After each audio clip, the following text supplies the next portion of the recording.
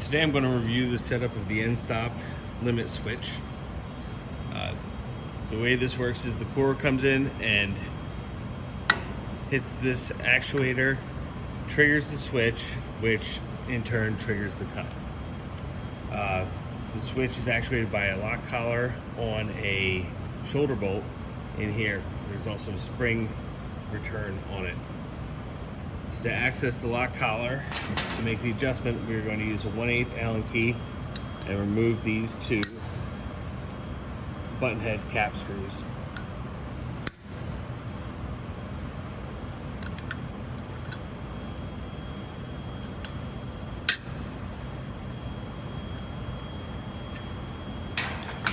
Set the guard aside for a moment.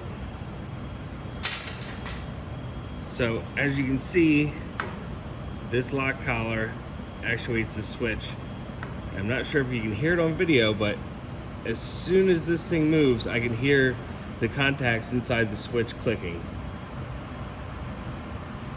So I get a click. As soon as it moves, that's exactly how we want it. But if I were to make an adjustment, I would loosen this lock collar, and you see the spring presses it to the left, and I'll just bring it over. I'm going to hold the shoulder bolt here on the back side with my thumb. I'm going to bring the lock collar over. I'm going to wait till I hear the click of the switch being made. I'm going to back off a little bit. We don't want the switch to be made all the time, but we want it to be made as soon as this assembly starts to move. So I'm going to tighten that up.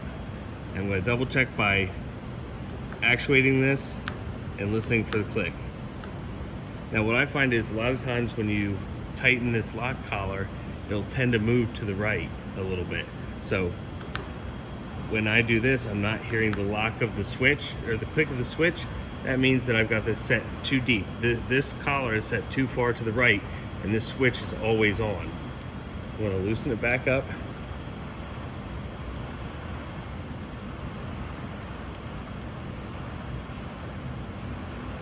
And I'm going to tighten it with the setting a little bit further to the left so that when this moves, I can hear the click of the switch. So now, even if it's not coming up on the video, I can hear it.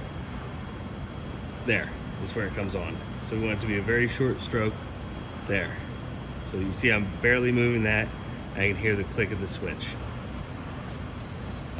Once that's good and tight, you put your guard back on and you're ready to roll.